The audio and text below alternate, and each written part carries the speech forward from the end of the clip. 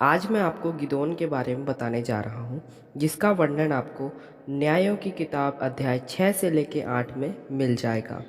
इससे पहले कि हम वीडियो में आगे बढ़े, आप हमारे Jesus is life forever channel को सब्सक्राइब कर दीजिए और बेल आइकन को दबाना ना भूलिएगा।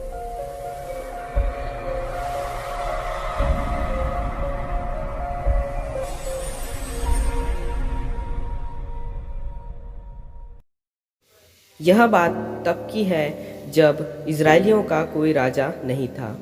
वे पिछले 7 वर्ष से मिद्यान की गुलामी कर रहे थे, क्योंकि कनान देश में वे वह सब कार्य करने लगे थे जिस कार्य से यहोवा परमेश्वर घृणा करते हैं, अर्थात वे मूर्ति पूजा करने लगे थे। इस वजह से यहोवा परमेश्वर उन पर क्रोधित हुए और उन्हें मिद्यान के अधीन कर दिए। और मिद्यान इज़राइलियों पर राज करने लगे और इज़राइलियों पर पूरे 7 साल राज किए। मिद्यानी लोग इज़राइलियों को बहुत परेशान करते थे, यहाँ तक कि वे उनकी उपज भी छीन ले जाया करते थे। इस वजह से इज़राइलियों लोगों की बहुत दुर्दशा हो गई। फिर इज़राइलियों ने परमेश्वर यहोवा की दुहाई लगाई और यहोवा परमेश्वर ने उनकी दुहाई सुनी और उन्हें एक नबी के द्वारा यह कहला भेजा कि मैं तुम्हें मिस्र से ले आया और दासत्व के घर से निकाल लाया और मिस्रियों के हाथ से, वरन जो भी तुम पर अंधेर करते थे उन सभी के हाथ से छुड़ाया और उनका तेज भी तुम्हें दे दिया। और मैंने तुमसे कहा था कि तुम जिसके देश में रहते हो उनके देवताओं का भय ना मानना, परंतु तुमने मेरी बात ना मानी। प्रियो, परमेश्वर नहीं चाहते कि हमें जिस बंधनों से उन्होंने छुड़ाया है हम उस बंधनों में दोबारा से बंध जाएं। प्रियो, जिस प्रकार इज़राइलियों को परमेश्वर ने कनान देश दे दिया था, जिस देश में दूध और मधु की धारा बहती थी, परंतु उनके पापों के कारण और मूर्ति पूजा करने के कारण वे सब उस चीज़ों का लाभ नहीं उठा पाए। प्रियो, हमें हमेशा याद रखना चाहिए कि पाप हमेशा गुलामी लाता है और परमेश्वर ने हमें मसीही जीवन में आज़ाद किया है। इसीलिए उन्होंने, जब इज़राइलियों ने उनकी पुहार लगाई, तब उन्होंने उन पर कान लगाया और उन्हें आज़ादी दिलाने के लिए उन्होंने गिदोन नामक व्यक्ति को चुना, जो अबीएज़री योआश का पुत्र था। एक दिन गिदोन दाखरस के कुंड में गेहूं झाड़ रहा था। ये वो स्थान है जहाँ पर मिद्यानी उसे नहीं देख सकते। तभी परमेश्वर का देवदूत उसे दर्शन दे के कहता है, हे सूरवीर सूरमा, यहोवा तेरे संग है। तब गिदोन उससे कहता है, हे प्रभु, आज अगर यहोवा मेरे साथ होता तो हम पर यह विपत्ति नहीं होती। अब तो यहोवा ने हमें त्याग दिया है और मिद्यानियों के हाथ में कर दिया है। ठीक इसी तरह हमारे ऊपर भी जब कोई विपत्ति आती है तब हमारे मन में भी यही प्रकार के सवाल आते हैं, क्या हमें यहोवा परमेश्वर ने त्याग दिया?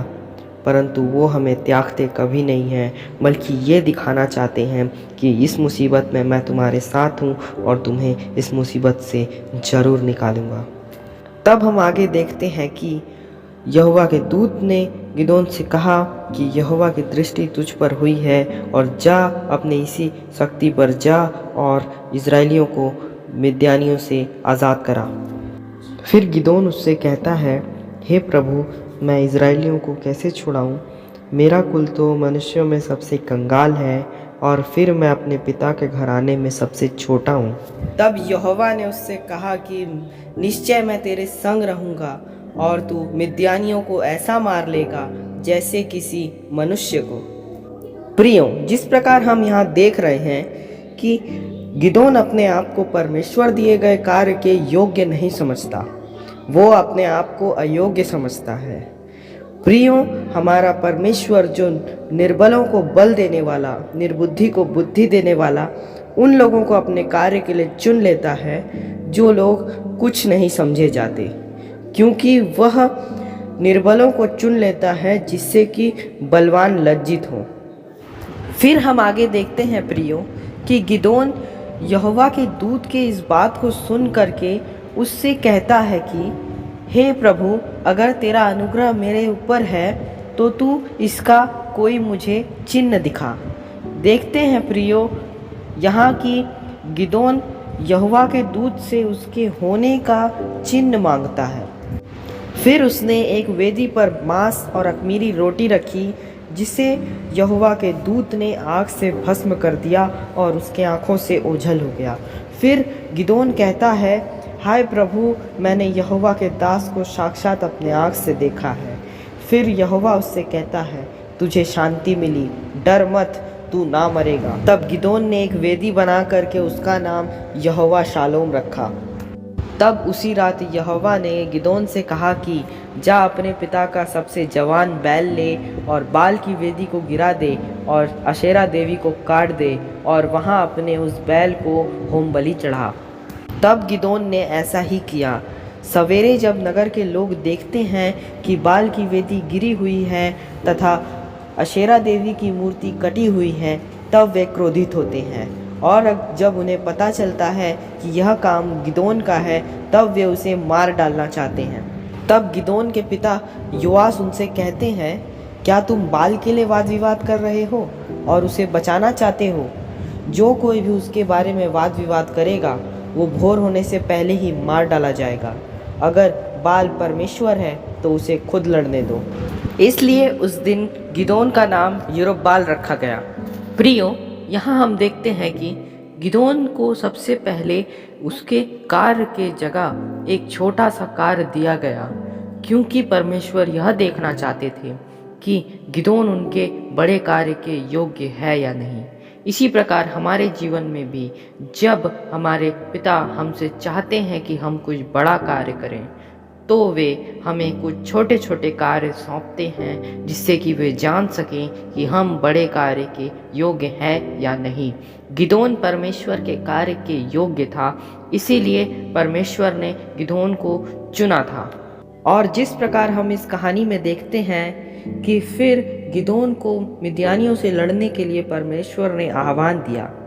फिर एक दिन मिद्यानी और अमालेकी पूर्व में इकट्ठे हुए और इज़राइल की तराई में उन्होंने डेरे डाले, और परमेश्वर का आत्मा गिदोन के अंदर समाया और गिदोन ने नरसिंगा फूंका। फिर गिदोन ने परमेश्वर से कहा कि तू अगर अपने वचनों के अनुसार इज़राइल को मेरे द्वारा छुड़ाना चाहता है, तो इसका मुझे कोई चिन्ह दिखा कि मैं ऊन का टुकड़ा खलियानों में रखूँगा और इस पर ओस पड़े और यह गीली हो जाए और भूमि सूखी रह जाए। तब मैं जान लूँगा कि तू मेरे द्वारा इज़राइल को छुड़ाएगा। तब हम देखते हैं कि अगले दिन जब गिदोन उस ऊन के टुकड़े को देखता है तो वह गीला था। जब उसने उसे निचोड़ा तब उससे एक कटोरा भर गया। तब गिदोन परमेश्वर से एक बार और कहता है कि अगर तेरा क्रोध मुझ पर ना हो तो मैं तेरी एक बार फिर परीक्षा करूं कि इस बार पूरी भूमि पर ओस पड़े और केवल ऊन ही सूखी रह जाए। तो परमेश्वर ने ऐसा ही किया, अर्थात पूरी भूमि पर ओस पड़ी और केवल ऊन ही सूखी रह गई। इससे गिदोन ने जान लिया कि परमेश्वर अवश्य ही उसके द्वारा इज़राइलियों को छुड़ाएगा। फिर एक दिन गिदोन और उसके सब मनुष्य भोर में जल्दी उठते हैं और हरुद नाम सोते के पास अपने तंबू गाड़ते हैं। फिर परमेश्वर ने गिदोन से कहा कि मुझे मिद्यानियों को हराने के लिए इन सब मनुष्यों की ज़रूरत नहीं है। वे कहेंगे कि बिना परमेश्वर की मदद के हमने ये युद्ध जीत लिया। लोगों से कह दे कि जो भी डरता है या घबराया हुआ है वो अपने घर चला जाए। तब 22,000 अपने घर चले गए और 10,000 वहीं ठहरे रहे।